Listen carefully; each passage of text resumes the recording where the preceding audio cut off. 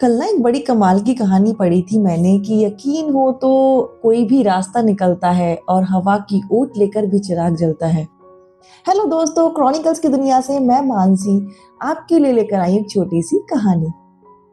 तो दोस्तों, आप सोचते हैं कि हमारी लाइफ में कुछ भी अच्छा नहीं हो रहा है, सब कुछ बुरा हो रहा है, तो यकीन मानिए अब से ऐसा कुछ नहीं होगा। एक छोटी सी कहानी है।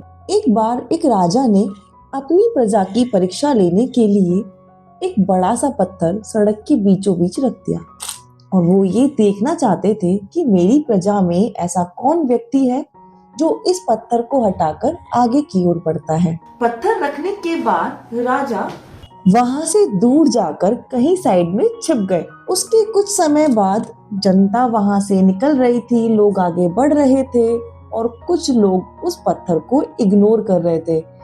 होते ना कुछ लोग कि हमें क्या फर्क पड़ता है, इस तरह से। और कुछ लोग राजा को गालियां दे रहे थे कि कैसा राजा है, इतना बड़ा पत्थर सड़क के बीचों बीच रख दिया है। कुछ समय बाद एक किसान वहां से गुजर रहे थे और उन्होंने देखा कि इतना बड़ा पत्थर सड़क के बीचों बीच रखा है।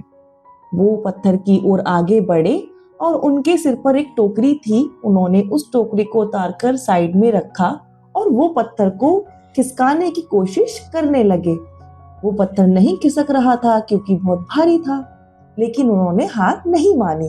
वो पत्थर को आगे की ओर खिसकाने की कोशिश करने लगे। कोशिश करते करते उन्होंने उस पत्थर को सड़क के किनारे लगा दिया। जैसे ही वो अपनी टोकरी उठाने के लिए पीछे की ओर लौटे तो उन्होंने देखा जहां पर पत्थर था वहां पर एक पोटली रखी हुई थी। वो पोटली के पास आए और उन्होंने पोटली को उठाया और उन्होंने देखा कि उसमें कुछ अशर्फियां और एक पत्र था। उन्होंने पत्र खोला और उसमें लिखा था कि मैं आपकी परीक्षा लेना चाहता था। मैं देखना चाहता था कि मेरी प्रजा में ऐसा कौन व्यक्ति है जो इस मुसीबत से भरे पत्थर को हटाकर आगे की ओर बढ़ता है। सो दोस्तों, एक पत्थर आपकी जिंदगी में भी रखा हुआ है। अगर आप उसको हटाने की कोशिश कर रहे हैं तो अच्छी बात है, और अगर नहीं कर रहे हैं तो कोशिश करना शुरू कर दीजिए। आज नहीं तो कल, कल नहीं तो परसों वो पत्थर जरूर हटेगा।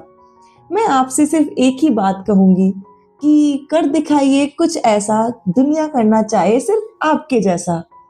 दोस्तों, मैं मानसी क्रॉनिकल्स की दुनिया से आपके लिए ऐसी छोटी छोटी कहानियां लाती रहूंगी। Thank you.